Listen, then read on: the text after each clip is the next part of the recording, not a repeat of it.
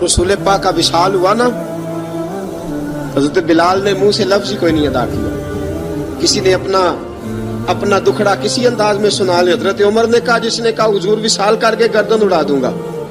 حضرت عثمان غنی نے کہا، خبردار کوئی مجھے آ کے نہ بتائے کہ مصطفیٰ وصال کر گئے. حضرت علی المرتضیٰ رضی اللہ تعالیٰ عنہ نے فرمایا، نہ بھائی میرے مصطفیٰ پر تو موت آتی ہی نہیں، جس طرح آپ لوگوں پہ. سب لوگوں نے اپنے اپنے اظہار کر لیے نا، بلال نے کسی کو دکھ بتایا ہی نہیں.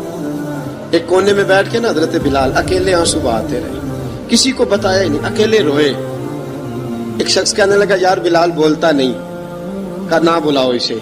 عصر کی نماز کا وقت ہوا نا، تو وہ بلال جو کعبے کی چھت پہ بغیر سیڑھیوں کے چڑھ گیا تھا، وہ بلال جو کعبے کی چھت پہ بغیر کسی سہارے کے چڑھ گیا تھا، اس بلال کو کہا کہ بلال چڑھ ذرا، آذان پڑھ، مسجد کی چھت پہ چڑھ جا. حضرت بلال کئی بار چڑھے اور کئی بار گرے، کئی بار چڑھے اور کئی بار گرے. حضرت بلال حبشی رضی اللہ تعالیٰ نے آواز دی، کہا سلمان میری مدد کرنا، میری مدد کرنا. اب مجھ سے چڑھا نہیں جاتا، اب مجھ سے جایا نہیں جاتا. جناب سلمان فارسی نے بھی سوال نہیں پوچھا کہ بلال تو بیمار ہے، یہ نہیں پوچھا. حضرت بلال کو 2-4 صحابہ نے اٹھایا، چھت پہ پہنچایا. بلال نے اذان شروع کی. جب کہا نا اللہ اکبر اللہ اکبر، وہ آواز جس میں بڑا سوز ہوتا تھا، بڑی درد، بڑی بلندی ہوتی تھی، بڑا جوش خروش ہوتا تھا، آج وہ آواز دب گئی.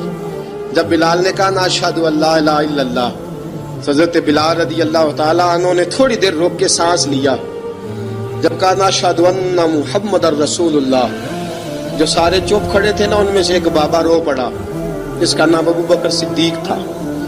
جب حضرت ابو بکر صدیق کی آنکھ میں آنسو آیا تو حضرت بلال چھت کے اوپر زمین پہ گرے، زمین پہ گرے اور کہا ابو بکر یہ ڈیوٹی کسی اور کی لگا دے، یہ ڈیوٹی کسی اور کی لگا دے، اب میری روح اجازت نہیں دیتی، مصطفیٰ کریم کے بعد مجھ سے اذان نہیں پڑھی جائے گی.